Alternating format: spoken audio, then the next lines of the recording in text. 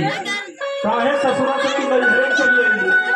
अब का बताई सैया रिसिया गए बाटे झगड़ा हो गई उनसे हो। अरे काहे बदे झगड़ा भाई तने हमहू के बतावा। सुना ये भौजी सुनावा।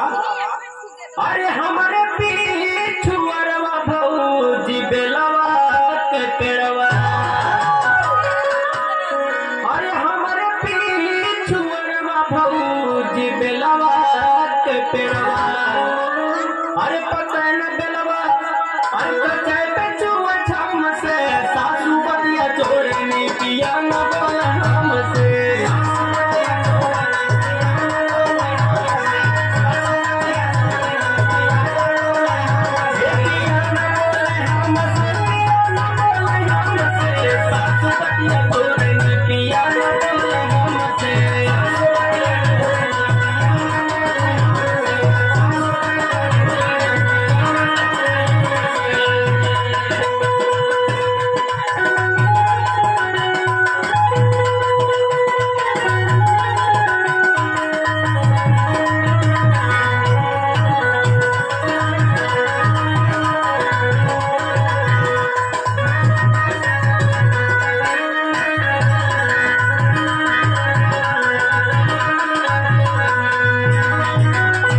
का बताइए भौजी सुना।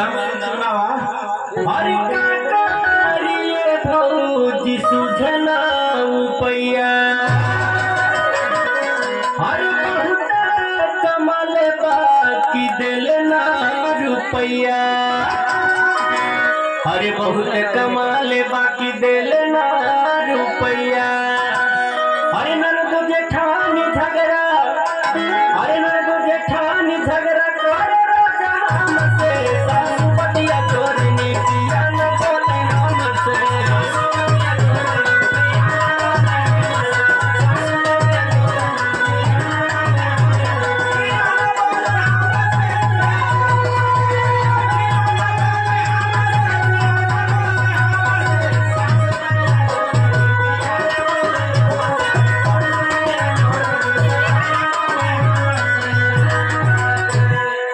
सुनाइए भौजी सुनावा।